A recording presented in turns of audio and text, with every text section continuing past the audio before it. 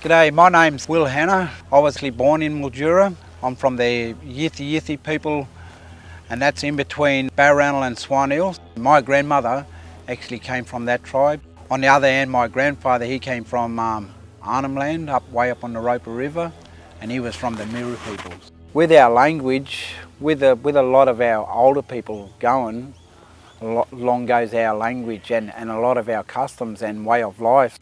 To actually learn how to speak those different languages is a very intense process, where you got to roll your tongue and you got to have all these different sayings.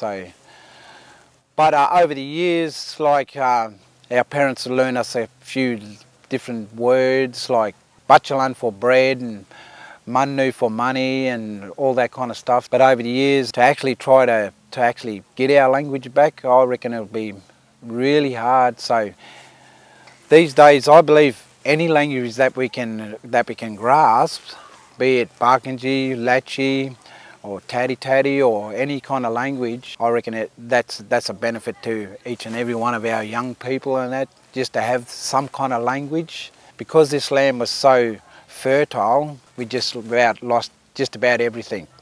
So we lost our land, we lost our way of life, lost a lot of our customs, and along with all those customs went our language. To actually learn some of those words is really, really difficult. And I believe that any little bit of Aboriginality that we can hang on to, like for instance coming down, making this canoe, showing the kids how to make tapping sticks and bundis and just a few items, and even as much as being here all this week. That's what the original tribes used to do. So they used to have big gatherings like this. If they was going to take a canoe out of one of the trees, they would have had a big gathering, and the old fellas would have been sitting down there, they would have been directing everything, and would have happened exactly like we did it.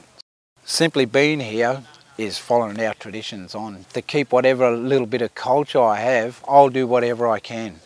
I'll go into schools and I'll talk to all the kids, whoever wants to listen to me, and I'll talk your ears off when it's concerned with our culture, So the more people that I can talk to and open their eyes up on what Aboriginal culture was fully about, the better, and that's my way of keeping what little bit of culture we have, keeping alive and hopefully living for another 100,000 years. The well-being of our culture, the growth of our culture, mainly depends on a lot of these young ones now.